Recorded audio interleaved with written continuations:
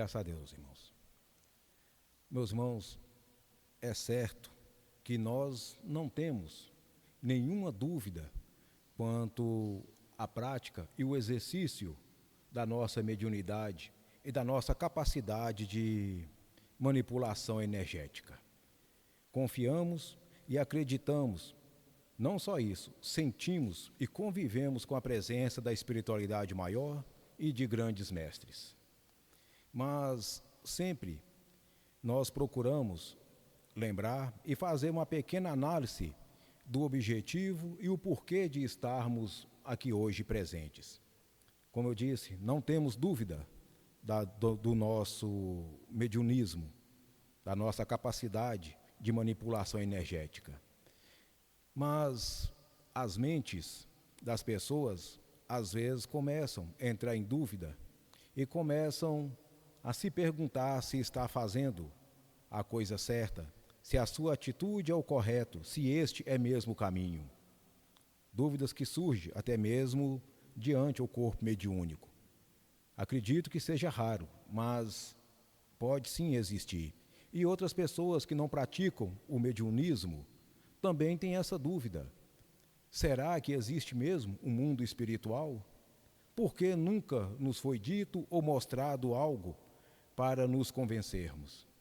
Meus irmãos, primeiro nós temos que compreender que a mediunidade sempre existiu diante a humanidade. Desde a época de Moisés, que foi há mais de 4.000 anos, já existia a mediunidade. É tanto que quando Moisés saiu com os palestinos do Egito, ele estabeleceu em lei que seria proibido mexer com os mortos. E para quem desobedecesse essa regra, a pena era a morte. Então, meus irmãos, isso mostra que já existia a manifestação mediúnica. Só que aquele povo não sabia o que estava acontecendo, não tinha o domínio e nem o controle dessa sua mediunidade, pois eram escravos, não tinham informação nenhuma e eram proibidos de praticar a sua religiosidade.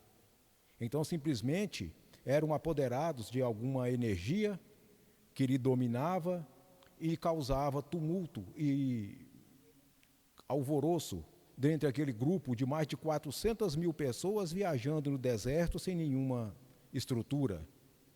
Então, a lei parecia ser cruel na época, mas era necessária para que Moisés pudesse manter o controle daquele grupo, pois era uma situação exclusiva daquela época.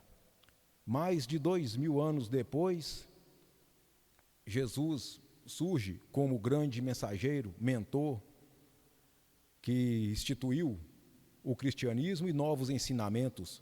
Ele mesmo chegou a dizer que as leis de Moisés e dos antigos profetas valeram até a época de João Batista, quando foi anunciado as boas notícias.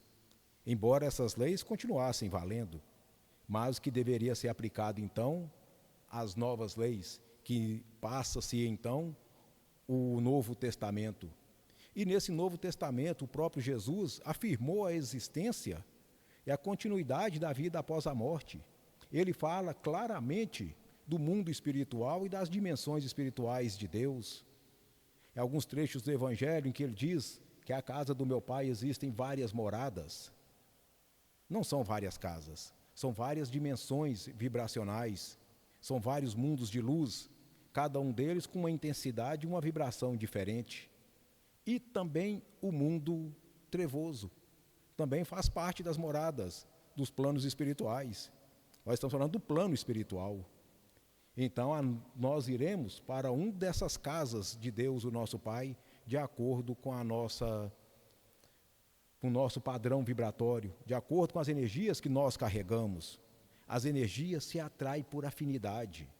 E nós seremos atraídos para um mundo onde as energias daquele mundo têm afinidade com a nossa. Aliás, seria o inverso, onde nós temos afinidade com as energias daquele mundo, pois é nós que estaremos adentrando aquele mundo. Outra vez que Jesus cita o mundo espiritual é quando ele cura um cego. em que os profetas perguntam para Jesus: mestre, este homem nasceu cego por causa dos seus pecados ou porque os pais dele pecaram? Meus irmãos, se ele nasceu cego por causa dos pecados, onde foi que ele pecou?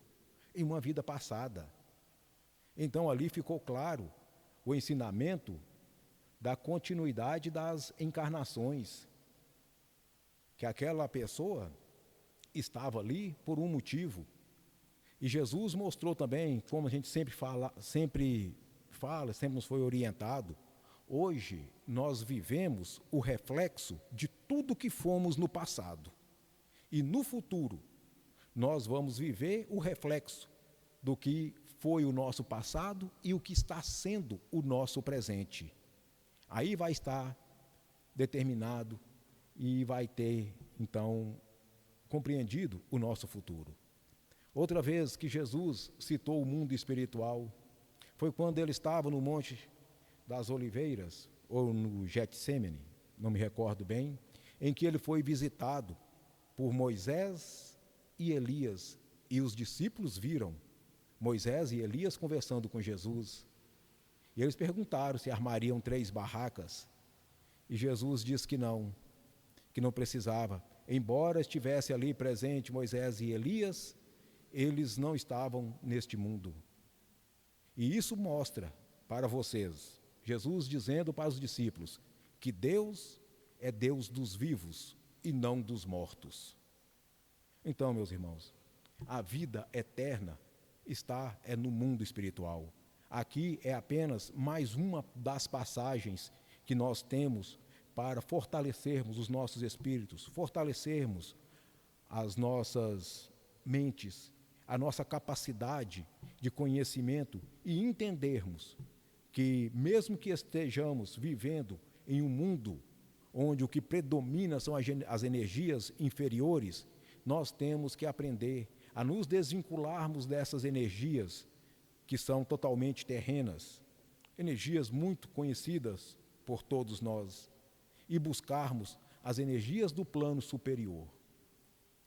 Isso requer dedicação, requer determinação, disciplina, mas temos que fazer, porque senão nós vamos estar repetindo de novo tudo aquilo que já fizemos. E mais uma vez, deveremos estar encarnados para poder aprender algo que deveríamos ter aprendido e não aprendemos. Então, o Evangelho nos ensina o envolvimento energético. E tudo isso também nos mostra, independente, como nós estamos falando hoje, estamos falando para todos que possam nos ouvir. Jesus disse isso, foi para todos, que onde houvesse 2 ou mais pessoas reunidas em seu nome, ali ele estaria presente em espírito e verdade.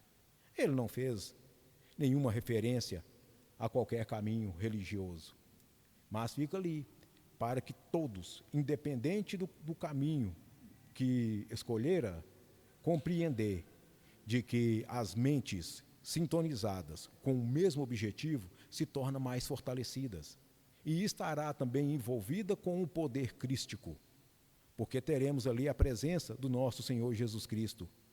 Tudo isso porque existe ali a projeção da sua energia, e é a energia que nós queremos, é a energia de um mundo superior, de um mundo de luz, onde o que predomina é a inteligência e a capacidade de raciocínio e compreensão do nosso lugar e do nosso espaço, não só no mundo físico, mas também no mundo espiritual. E a entrada para este mundo vai depender daquilo que nós fizermos agora como encarnados.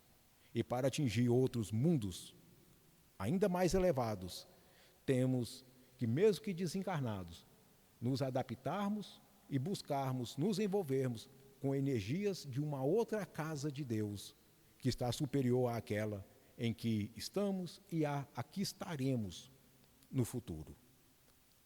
Graças a Deus, irmãos. Como o nosso tempo é curto, foi apenas um resumo para compreendermos de que sim, de fato, somos apenas um único instrumento de Deus Pai Todo-Poderoso que está na Terra, e o nosso grande objetivo é voltarmos às nossas origens. Graças a Deus.